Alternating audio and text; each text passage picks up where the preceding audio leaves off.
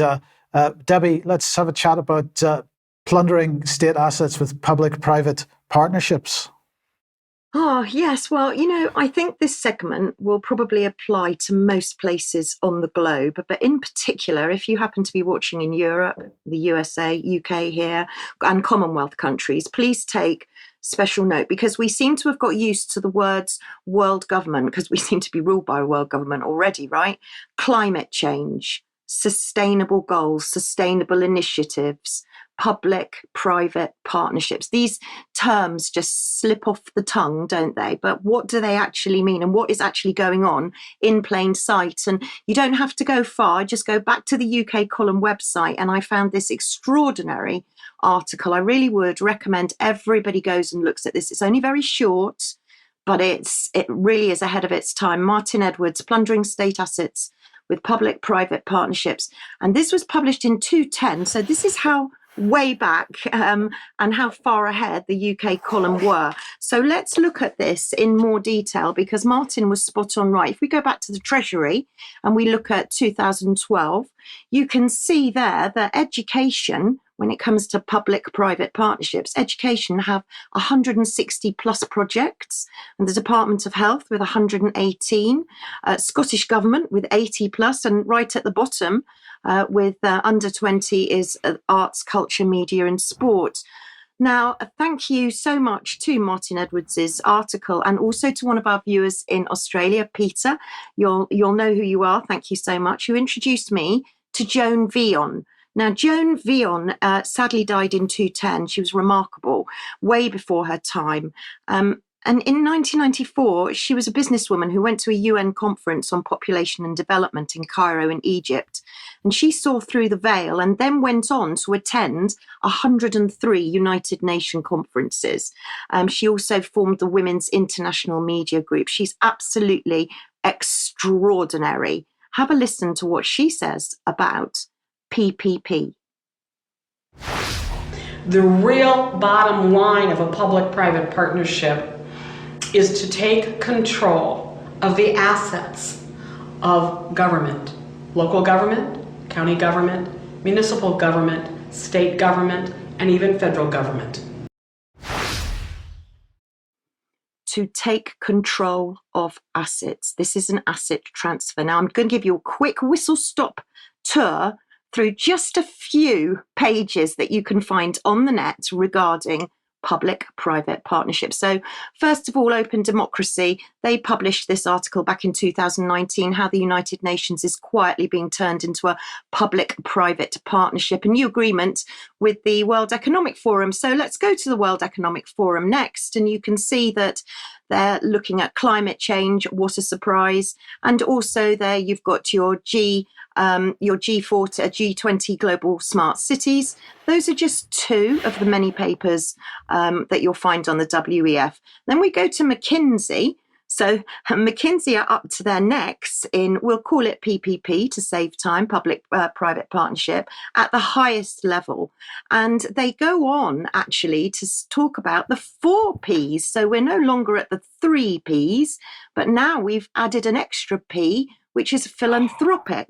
So we have them collaborating with the WEF as well. They have a sustainability 4P model. And if you see in the next slide, you can see what are the 4P models. Well, that's power, agriculture, forestry, and land conservation.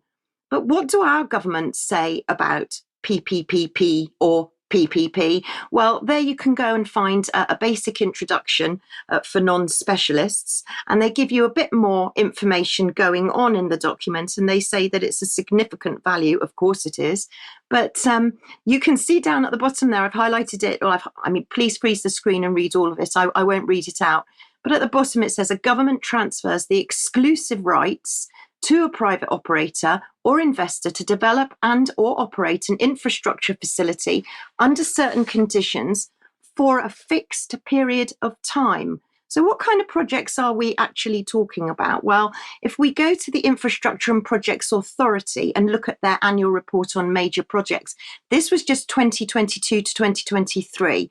So I just did, the next slide really is just a very quick look at an overall picture. Please go to the report and look if you want to see in more detail. But you've got Fleet Solid Support, Her Majesty's Prison 5 Wells New Prison, Rapid Charging Fund for Electric Vehicles, National Law Enforcement Programme, I'm sure Charles will be covering more of that in the future, and contact engagement programmes. And this isn't just government, this is local government too, as Joan Veon was saying. This is every form of government, whichever country you're in. And here is something just to back that up, local government. So you can see here we've got public-private partnerships driving growth, building resistance. But if we go back to Margaret Thatcher, and I do go back to Margaret Thatcher often, if we look at page 639 of her book, we can see that she says that with regards to water privatisation, which many of you will remember, I'm sure, back in the 80s, too much science funding going towards defence. The government were funding research which could and should have been left to industry. And as a result, there was a tendency for the research effort to universities and scientific institutes to lose out.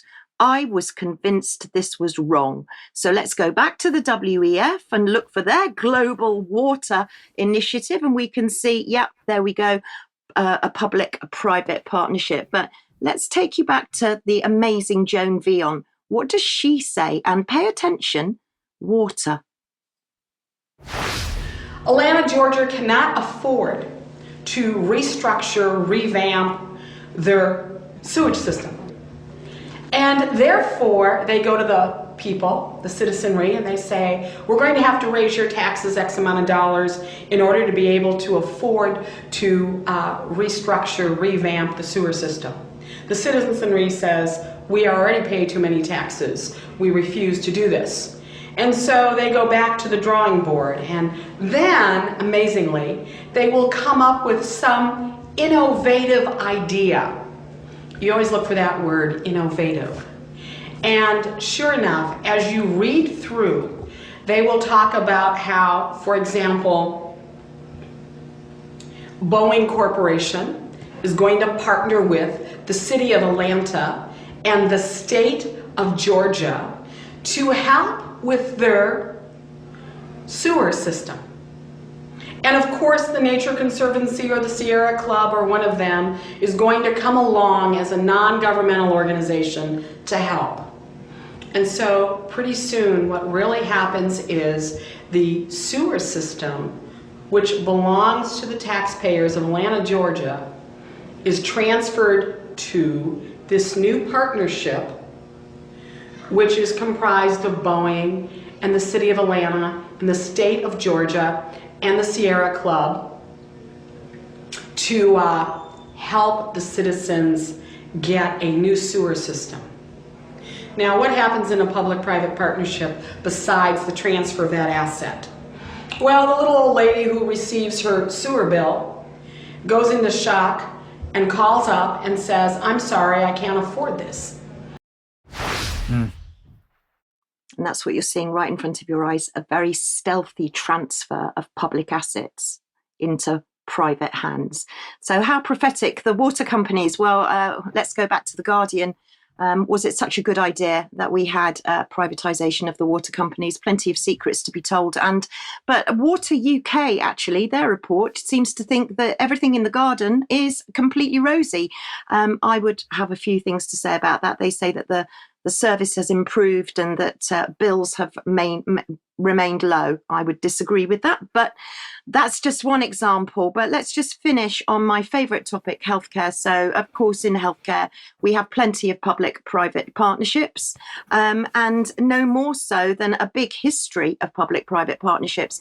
This all started off in 1991 and has finished recently in 2016 with this massive 1.1 billion contract buying out Barts and the London Hospital with private contracts. And of course, now it's still going on. We've got KPMG winning the role in the NHS Federated Data Platform with Palantir. And let's just end on the World Health Organization, because of course they are full of PPPs or PPPPs.